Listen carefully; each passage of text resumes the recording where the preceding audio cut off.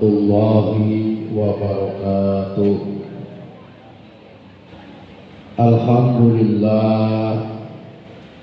Alhamdulillahilladzi ma asbaqa jasilus syukri alaina. Nashkuru ilallahi azza wa jalla bi katsirin minan ni'am khosatan ni'matal islam wal iman wal ihsan wal ikhlas wat taqwa wa la nastati'a an nahsuha hadhihi ni'am hatta nastami'a bi hadzal masjid li ada'i sholatil maghribi wa sholatil isya'i jama'atan wa jama'ana bi sihatin wa afiyatin wa ridhain wa rahmatin wa barakatin min Allah azza wa jalla. Asyhadu an la ilaha illallah wahdahu la syarika lah wa la syabiha lah wa la mathila lah wa la nidda lah. Wa asyhadu anna Muhammadan abduhu wa rasuluhu la nabiyya wa la rasula ba'da la innahu wajhan kamaliya wa habiban asariya. Salatan wa salaman ala nabiyyina wa rasulina al-karim wa huwa Muhammadun sallallahu alaihi wasallam wa ala alihi wa sahbihi ajma'in wa tabi'in wa tabi'in wa man tabi'ahum bi ihsan ila yaumiddin. Para bapak ibu jamaah salat maghrib dan salat isya rahimakumullah. Mari kita awali kajian kita, kajian kitab Asy-Syama'il Al-Muhammadiyah karya Imam At-Tirmidzi dengan sama-sama membaca basmalah. Bismillahirrahmanirrahim. Pada kesempatan ini adalah babun maja'a fi dzikri khatami Rasulillah sallallahu alaihi wasallam. Bab yang terkait dengan cincinnya Rasulullah sallallahu alaihi wasallam. Kalau pada pertemuan sebelumnya ada juga kalimat khotam, tapi yang khotam dimaksud adalah stempel kenabian. Kalau ini benar-benar bentuknya adalah cincinnya Rasulullah sallallahu alaihi wasallam. Hadatsana Qutaibah bin Sa'id wa Wahid an Abdillah bin Wahab an Yunus an Ibnu Syihab an Anas bin Malik qala. Hadisnya adalah hadis fikri karena diceritakan oleh Maula Rasulullah, mantan budaknya Rasulullah dan sekaligus anak angkatnya Rasul, namanya Anas bin Malik, yang berasal dari Ansor. Beliau mengatakan karena khotamun Nabi sallallahu alaihi wasallam, dan cincinnya Rasulullah itu terbuat min warikin, terbuat dari perak. Wa kana fasuhu habasyan, dan hasil dari, kalau baju ditenun, kalau besi atau perak berarti disepuh, produknya made in dari Ethiopia. Karena dulu Ethiopia ini negara kaya, punya raja, ya, namanya Raja Najasyi, dan menjadi seorang raja muslim. Memang Ethiopia itu dulu sejarahnya negara hebat. Sekarang aja orang mengatakan Ethiopia negara miskin, ya. Tapi dulu negara yang hebat, yang luar biasa. Makanya sering disebutkan dalam literatur hadis Habasya Habasyian. Kemudian hadis berikutnya an Abdullah bin Umar radhiyallahu anhu. Di hadisnya juga fi'li, perbuatan Rasulullah, menceritakan anna Nabiyya sallallahu alaihi wasallam ittakhadha khataman min fiddatin kama yahtimu bihi wa la yalbisahu. Bahwasanya Rasulullah sallallahu alaihi wasallam beliau itu membuat cincin yang terbuat dari perak, Beliau punya cincin tapi kadang nggak pernah memakainya atau jarang memakainya. Wala ya bisa. Jadi kalau panjenengan mungkin ada yang punya cincin yang asal bukan terbuat dari emas, ya monggo. Ya. Dulu kan ramai itu akik, akik yang terkenal, akik di daerah Purbalingga. Sekarang tidak ramai lagi. Ya. Tapi kalau berwudu ya dilepas. Takutnya air wudunya nggak sampai di bawah pergelangan jari-jari kita. Ya. Nah, ini khotaman min fiddatin. Cuma perak tentunya harganya murah ya, dibandingkan emas. Yang tahu sekarang 1 gram perak berapa. Ya. Nah, kemudian hadis berikutnya, Anas bin Malik masih sama dari sahabat Anas bin Malik, karena khotamun Nabi sallallahu alaihi wasallam min fiddatin basuhu minhu, disepuh dari ya, perak. Ya masih sama ini redaksinya. Ini dalam wa akhrajahu Bukhari, ada diriwayatkan dalam hadis yang lain ya. Dalam Imam Bukhari bab tentang pakaian, babu qaulin Nabi sallallahu alaihi wasallam ya, bab tentang cincin Rasulullah Shallallahu Alaihi Wasallam yang nanti ada cincin yang di dalamnya tertulis kalimat Muhammad Rasulullah. Karena cincin Rasulullah ini multifungsi, bukan hanya untuk istilahnya itu untuk gagah cincinnya apik, gambare ris, gambar apa, tapi cincin Rasulullah ini ada stempelnya. Jadi beliau itu kemana-mana nggak stempel. Sekarang kan zamannya begitu. Ya. Kalau ada orang pimpinan nggak boleh apa stempel, buat SPPD, buat apa. Ya. Nah, ini Rasulullah kemana-mana ya bawanya stempel. Nanti ada hadisnya menceritakan terkait, nah ini nanti ini terkait dengan surat-surat Rasulullah yang mengajak raja-raja di sekitar Arab untuk masuk Islam. Itu harus dikasih stempel. Nah, dari riwayat Anas bin Malik radhiyallahu anhu qala lama arada Rasulullah ayaktuba ilal ajami, ketika Rasulullah mau menulis surat kepada para raja-raja non Arab ya, qila lahu inal ajam la yaqbaluna illa kitaban alaihi khatam. Raja-raja yang ada di sekitar Arab ini nggak mau terima surat dari Rasulullah kecuali ada stempelnya. Stempelnya itu tulisannya adalah Muhammad Rasulullah pakai bahasa Arab. Berapa macam surat yang ditulis oleh juru tulisnya Rasulullah? Kalau beliau kan hanya ngasih cap saja, ada juru tulisnya.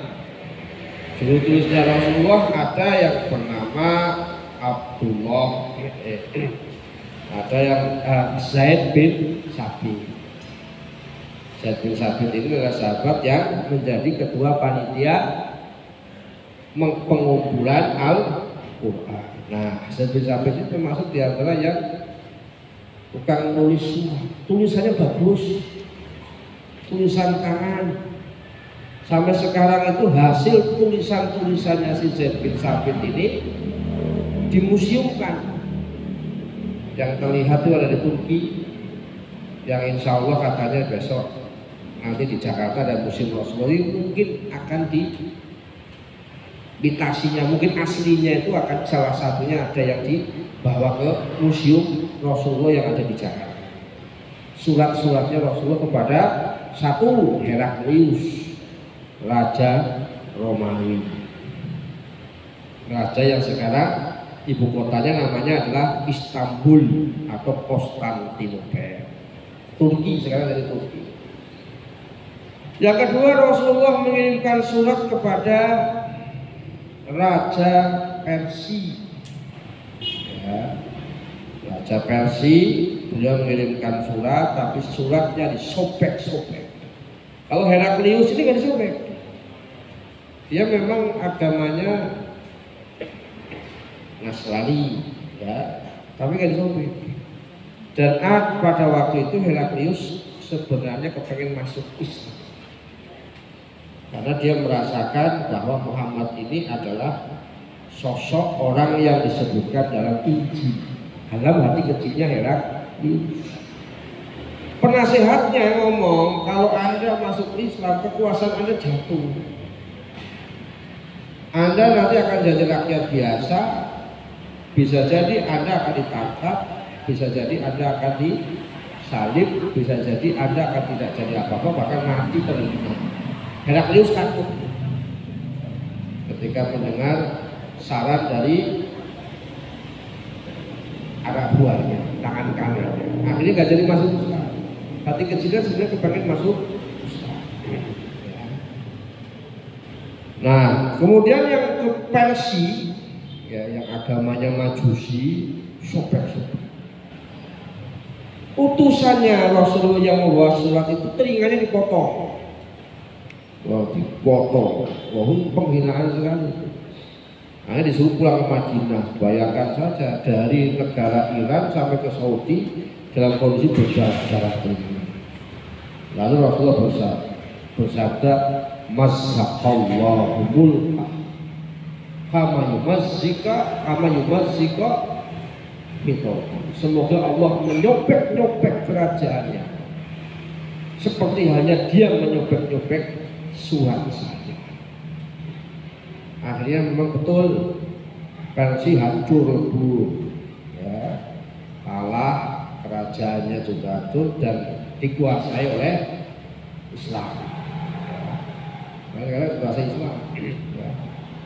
Walaupun Islamnya bermadhab Ja'fari, atau orang mengatakan Syi'i, tapi tetap Islam. Ila kita pada kota. Nah, kemudian surat yang ketiga ditujukan kepada Makukis. Makukis ini Raja Mesir. Raja Mesir ini dia mau masuk Islam, tidak, tapi dia ngasih hadiah. Hadiahnya bentuknya budak, namanya adalah Maria, yaitu Maria Al-Qibtiyah, dan dinikahi oleh Rasulullah. Rasulullah punya anak dari Maria Al-Qibtiyah namanya Ibrahim. Ibrahim sempat hidup sampai umur 1,8 tahun, berarti sampai 20 bulan. Meninggal bertepatan dengan adanya kejadian gerhana matahari, yang pada waktu itu orang-orang mengatakan, oh, ini jangan-jangan si Ibrahim meninggal, maka Allah berduka, kata orang-orang jahiliyah itu, ya, maka dengan tanda gerhana matahari. Rasulullah bersabda, gerhana matahari ini bukan karena meninggalnya seseorang, tapi ini kejadian alam, ini merupakan bentuk dari ayat-ayat kauniyahnya Allah, ya. Jadi Rasulullah membantah bahwa itu karena meninggalnya si Ibrahim. Kemudian Rasulullah mengirimkan surat kepada Raja Najasyi, ini yang masuk Islam. Jadi, dan mengirimkan surat ke seluruh para amir-amir yang ada di sekitar Arab, Bahrain, ya, Raja di Yaman, semua dikirim. Semuanya tidak ada yang masuk Islam kecuali hanya Raja Najasyi yang dari Ethiopia. Jadi ini semuanya pakai stempel Rasulullah Shallallahu Alaihi Wasallam. Jadi bahasa orang Ethiopia itu bahasanya apa? Ada sebagian Arab, ya. Jadi Ethiopia ini dulu ini menjadi negara yang penuh dengan sejarah.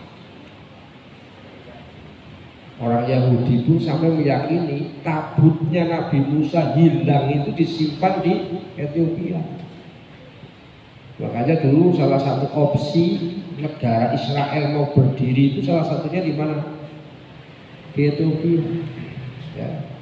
Kemudian di Ethiopia juga banyak gereja. Ya. Nah, karena Najasyi itu tadinya beragama Nasrani. Ya. Di Ethiopia ini punya sejarah dan bahasanya itu hampir sama dengan bahasa Arab. Ya, Abasi. Wa kana naqsu khatami Rasulullah Muhammad satar wa Rasul satar wallahi satar. Ya. Ukiran cincinnya Rasulullah ini tertulis Muhammad spasi, satu spasi, Rasul spasi, Allah spasi. Berarti Muhammad Rasulullah. Ya. Di mana? Di sininya. Ya. Sehingga kalau buat stempel dikasih tinta ngecap Muhammad Rasulullah dan bentuknya ukiran. Karena perak itu kan diukir. Ya. Nah, kemudian Anas bin Malik, dari sahabat Anas bin Malik. Karena yang tahu persis tentang Rasulullah itu ya diantaranya Anas bin Malik karena beliau hidup dalam rumah tangganya Rasulullah. Rasulullah ini kan beliau banyak mentabanikan, mengadopsi banyak anak.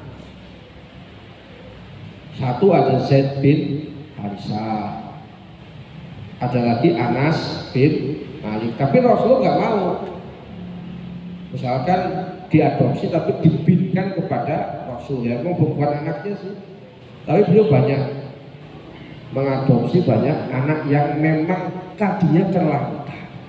Ya. Zaid bin Harisah orang Ethiopia, orang kulit hitam lah, dijual di pasar budak, dibeli oleh Rasul, diselamatkan hidupnya, diselamatkan kehormatannya, suruh menikah dengan Zainab binti Jahsy, anak bibinya biar terangkat. Tadinya seorang budak menikah dengan seorang seripah atau sayyidah gitulah. Tapi ternyata tidak harmonis. Akhirnya kemudian cerai. Zaid bin Harisah. Nah, Anas bin Malik sama. Ya. Beliau merupakan anaknya si Malik. Si Malik ini punya istri namanya Ummu Haram. Ya. Nah, Ummu Haram ini merupakan dulunya adalah ibu susuannya Aminah. Aminah ini adalah ibundanya Rasulullah. Makanya ibunda Aminah ini berasal dari daerah samping Madinah atau kawasan Yasrib. Ya. Jadi Rasulullah pergi ke Madinah itu ya ibarat kata pergi ke kampung halaman ibunya. Makanya Aminah ini dimakamkan di antara Mekah dan Madinah. Ya. Kalau YouTuber itu banyak yang tahu mana makamnya si ibunda Aminah, ya, YouTuber. Tapi kalau di Saudi Arabia kan tidak boleh dikasih tahu, ya, karena ya mungkin kalau bagi pikirannya orang Saudi kalau dikasih tahu takutnya banyak yang tabarukan gitu, dengan kuburannya diambil nanti buat jimat atau bobo mungkin, ya. Tapi bagi orang yang akidahnya kuat, tauhidnya kuat, ya tidak masalah. Datang ziarah misalkan Assalamualaikum ya Aminah, ya, Ibu Ummu Rasulullah, ya sudah selesai, didoakan aja. Anti as-sabiqah wa nahnu bikumul lahiqun. Doakan selesai. Ya, itu kalau imannya tauhidnya kuat. Nah, Anas bin Malik radhiyallahu anhu menceritakan bahwasanya anak Nabi sallallahu alaihi wasallam kataba menulis surat kepada Kisra. Jadi kaisar di Persia itu ya, namanya Kisra. Dari kekaisaran, dari kata kaisar. Karena negara besar dulu itu kan namanya Romawi sama Persia. Maka bahasa Persia ini masih banyak yang ada dalam bahasa Arab. Termasuk bahasa Persia ini terdapat juga dalam Al-Quran. itu bahasa, ada yang mengatakan Qaf itu bahasa Persia. Ya. Kemudian ada lagi, kalau di Indonesia Persia banyak banget. Bandar, itu bahasa Persia itu. Artinya apa? Pelabuhan. Karena diduga bandar itu dulu pelabuhan. Nah sini lautan sini. Ya, gitu kan. Ya, zaman abad 3 atau 2 Masehi. Ya. Makanya banyak bahasa Persia yang masuk ke dalam bahasa Arab. Kemudian ada Kuhin. Saya tulis sampai Kuhin. Kuhin itu bahasa Persia, artinya memuntahkan. Dan banyak bahasa Persia yang masuk ke dalam bahasa Arab. Sehingga kalau dalam teori bahasa itu, kalau ada bahasa asing masuk ke dalam bahasa kita, berarti bahasa asing itu lebih maju peradabannya dibandingkan bahasa yang dimasuki. Ya. Nah sekarang bahasa Arab lebih unggul, dia bisa masuk ke dalam bahasa Inggris. Berarti dulu Arab itu lebih hebat peradabannya dibandingkan orang Inggris. Karena Arab datang, ya, Islam datang sampai abad 15, Inggris masih gelap. Spanyol, Arab sudah ada lampu, sudah ada listrik, jalannya sudah beraspal, sudah bagus. Inggris masih banyak budikan. Ya. Dunia terbalik. Sekarang Inggris yang hebat. Ya. Eropa yang hebat, Islam yang terburuk. Ya. Makanya ada istilah dari Syekh Muhammad Abduh, ya, yang inspirator dari Mbah Haji Ahmad Dahlan, ya, dengan tafsirnya namanya tafsir Tanwir, ya, sehingga kadang sidang kita kan namanya sidang Tanwir. Itu karena mengadopsi dari tafsir dari namanya tafsir yang Imam Syekh Muhammad Abduh. Ya. Dia mengatakan apa? Kalau ketika di Barat itu ro'aitul Islam wala arol muslimin. Saya lihat Islam tapi nggak lihat orang-orang Islam. Ya, karena peradabannya hebat. Itu beliau katakan abad 18. Jadi Islam itu hebat itu dari abad 8 sampai abad 15. Setelah itu negara Islam terpuruk. Ya sampai sekarang ya belum bangkit. Ya. Indikator bangkitnya itu ya karena apa? Maju peradaban. Sekarang yang lagi hebat maju kita akui Israel, Yahudi. Ya. Tapi nanti suatu saat dunia itu juga akan berbalik lagi. Ya. Ada kalanya jam 6, ada kalanya jam 12. Ya. Nah Rasulullah menulis surat ini ketika di abad 6, Kaisar, ya, Kaisar ini yang dimaksud adalah Raja Romawi, Heraklius, Najasyi. Faqilahu innahum la yaqbaluna kitaban. Mereka tidak mau menerima surat kecuali ada stempelnya. Fasoho. Rasulullah khotamat, lalu Rasulullah kemudian membuat stempel, ya, cincin halaqati fiddah yang dilapisi dengan perak, wanuki sofihi, dan diukir dalam cincin itu kalimat Muhammad Rasulullah. Saya kadang membayangkan cincin kan kecil, bisa ditulis Muhammad Rasulullah, itu kan berarti hebat yang buat. Kan kecil banget berarti tulisannya Muhammad. Kira-kira ngukirnya pakai apa? Nek stempel kan gede, ya. Digawe nang ndi iso gede lah, ini cincin kok. Dan cincin seukuran pergelangan jari-jari seberapa sih? Apakah besar? Ya tidak, kecil. Tapi cincin itu ada tulisan Muhammad Rasulullah. Siapa yang buat kira-kira? Coba di sini ada nggak redaksinya? Siapa yang membuatnya? Ya. Az-Zuhri, namanya hampir sama dengan nama saya, Az-Zuhri. Karena memang periwayat hadis yang pertama membuat kitab hadis, mengumpulkan kitab hadis pertama kali itu namanya apa? Imam Az-Zuhri. Di zaman siapa? Di zaman Khalifah Umar bin Abdul Aziz. Umar bin Abdul Aziz adalah buyutnya sahabat Umar bin Khattab, ya, dari jalur ibunya dia, yaitu namanya Fatimah, ya, ibunya dia namanya Fatimah. Nah itu Zuhri. Karena kalau kita baca sejarah, Quran sama hadis itu dibukukan itu lebih duluan Quran. Hadis itu 100 tahun kemudian lah setelah wafatnya Rasul. Jadi jangan dikira hadis itu langsung masuk, enggak. Zaman Rasulullah langsung ditulis, enggak. Ya. Jadi zaman Rasulullah itu tidak ada orang baca Quran, enggak ada. Yang ada orang menghafal Al-Quran. Ya. Enggak ada. Karena apa? Belum ada tulisan. Ya. Zaman Rasulullah tidak ada orang baca hadis, tidak ada. Yang ada menghafal. Ya. Jadi zaman Rasul itu semuanya menghafal, bukan membaca. Perlu dibedakan. Ya. Zuhri. An Anas bin Malik. Ana Nabiya sallallahu alaihi wasallam kana idza dakhulal qala'a. Beliau itu kalau masuk ke toilet, ya. Qala'. Ini bahasa halus.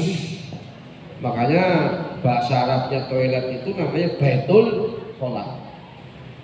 Arti secara bahasa artinya apa? Rumah yang sepi. Ya kayak toilet kan WC. WC itu artinya apa?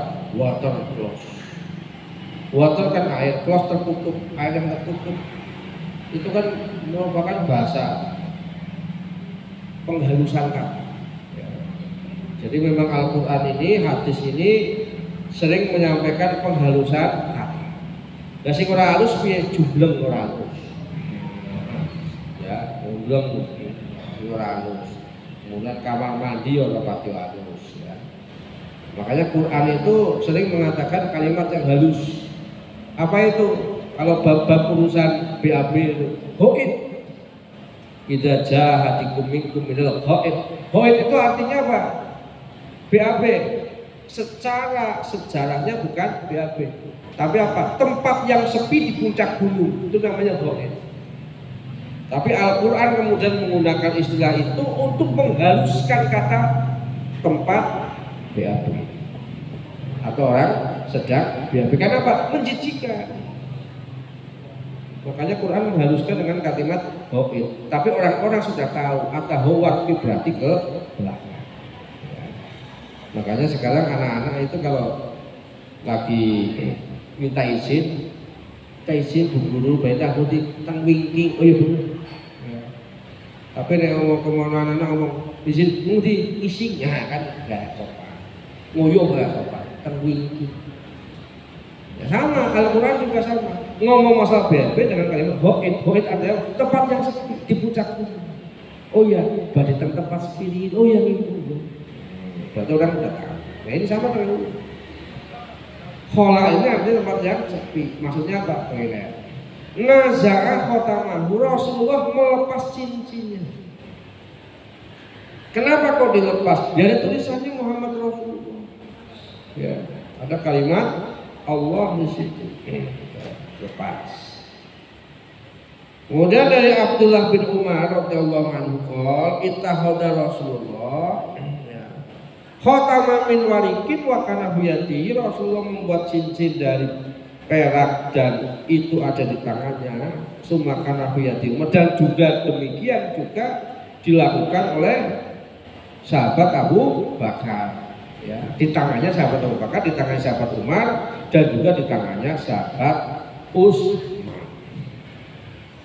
Oh, ternyata Rasulullah kata waqafi biri alis naqasul Muhammad Rasulullah. Ternyata Rasulullah itu membuat cincinnya ini yang tertulis Muhammad Rasulullah pada seorang petani alis. Alis itu di sini ada keterangannya alisun dua bifatil hamzah bifatil wahya bi'run sebuah sumur bihadikoh yang dekat dari Masjid Kuba dan dinasabkan kepada seorang orang Yahudi namanya Aris dan itu seorang petani dalam bahasa Syria.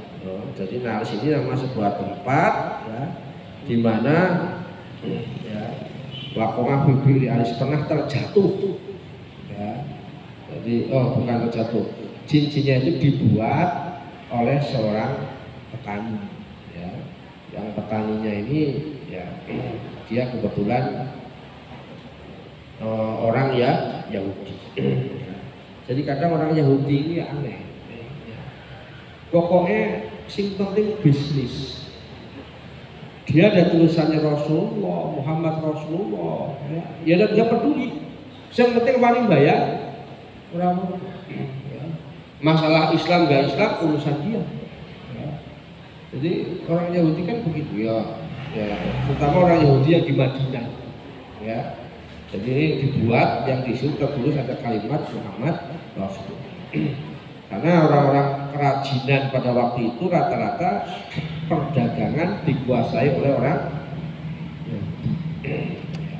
Jadi Yahudi ini memang dari dulu itu otaknya wis jalan. Yang otak culas, otak cerdik, otak ngapusius kowe Yahudi ini luar biasa. Ya.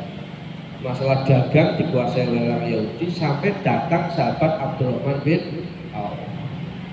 Dia hanya bilang sama orang Madinah, orang Ansor, tunjukkan aku pasar. Akhirnya dia kemudian pergi ke pasar, dia punya uang hanya 1 dinar, belilah keju. Keju 1 dipotong-potong jadi 4. Besok dijual lagi. Ternyata laku semua, untung. Lalu kemudian modalnya itu dibelikan lagi sampai berkembang jadi orang kaya dan jadi orang terkaya ya di Madinah. Saingannya sahabat Utsman bin Affan, ya, itu sahabat Abdurrahman bin Auf. Bisnisnya ini tanpa ada sennya. Ya. Sampai kalau sahabat Utsman sampai sekarang masih ada hotelnya. Hotel Utsman bin Affan. Babun majabab tentang bahwasanya Rasulullah itu ketika memakai cincin itu di tangan kanannya, ya tatimu biyamini. Ada 9 hadis yang menceritakan hal itu. An Ali bin Abi Thalib, dari sahabat Ali bin Abi Thalib, anna Nabiyya sallallahu alaihi wasallam kana yalbisu khatamahu biyaminihi. Memakai cincinnya itu di sebelah kanan, bukan di sebelah kiri dalam riwayat ini. Dan juga kalau Abdullah bin Ja'far, ya, Abdullah bin Ja'far bin Abi Thalib, ya.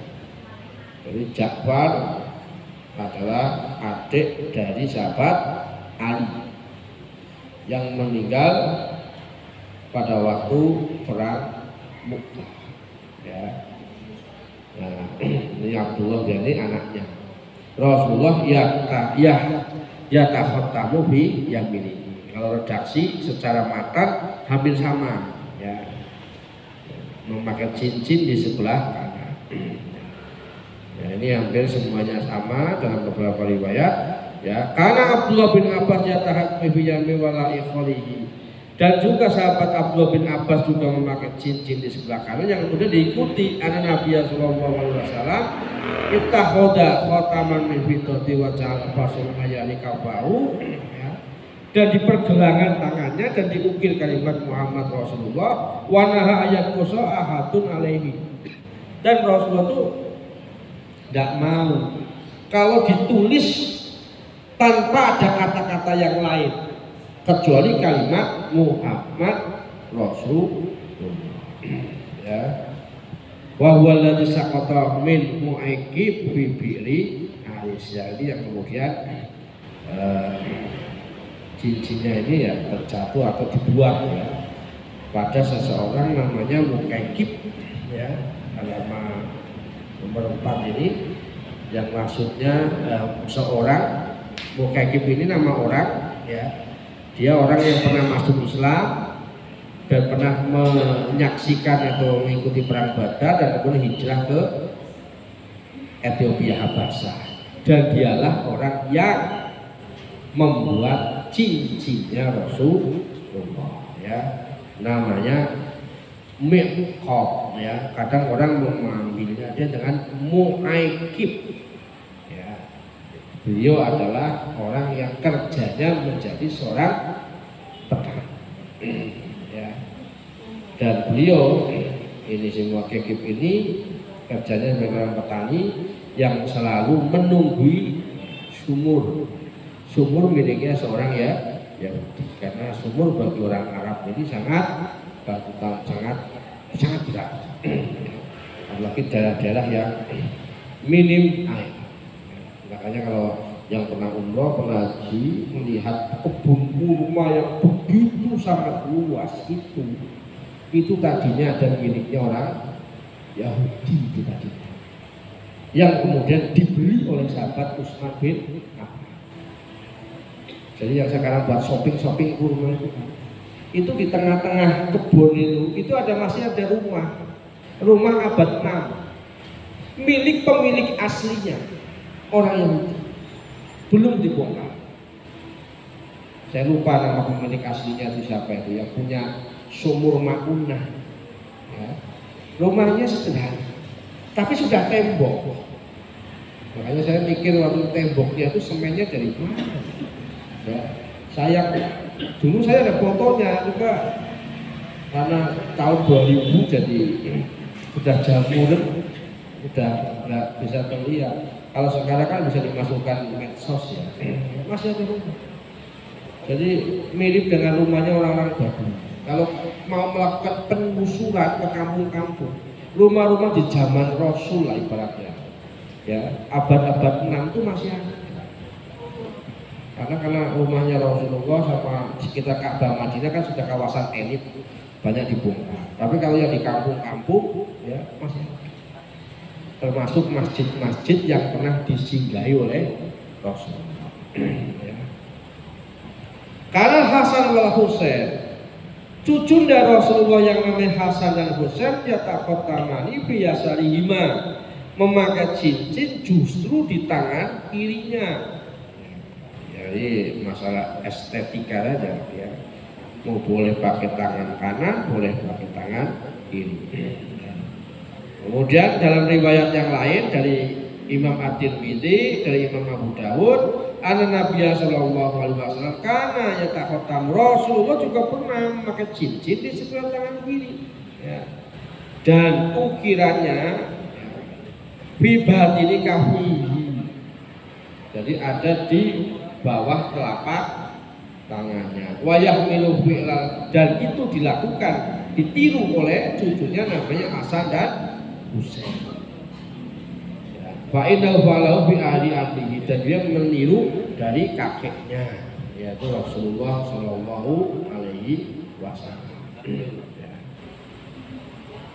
Nah, dan dalam riwayat yang lain juga sama dari sahabat Anas bin Malik radhiyallahu anhu dari Nabi annahu kana, Rasulullah pernah juga memakai cincin di tangan sebelah kiri. Tapi ada yang mengatakan wah hadis sulayasih itu ini hadisnya tidak sahih gitu kan ya. Ya waktunya sholat isya. Nah dalam satu hadis yang terakhir adalah Rasulullah pernah dibuatkan cincin terbuat dari emas, tapi Rasulullah tidak memakainya. Pernah dipakai, dilepas kembali karena tahu itu emas. Lalu sahabat pernah juga membuat kemudian dilepas. Ialah al-bisu abadan, saya nggak mau makainya. Fatorokan nasuh wabingin, dan kemudian orang juga membuang cincin dari emas karena buat laki-laki hukumnya. Inilah mungkin demikian yang dapat saya sampaikan mungkin dalam pertemuan sebelumnya terkait dengan syekh pedangnya Rasulullah SAW. Mari kita tutup dengan sama-sama membaca doa kafaratul majlis. Subhanallahumma wa bihamdika asyhadu an la ilaha illa anta astaghfiruka wa atubu ilaik. Aku lihat hada astagfirullah wa atubu ilaik. Wassalamualaikum warahmatullahi wabarakatuh.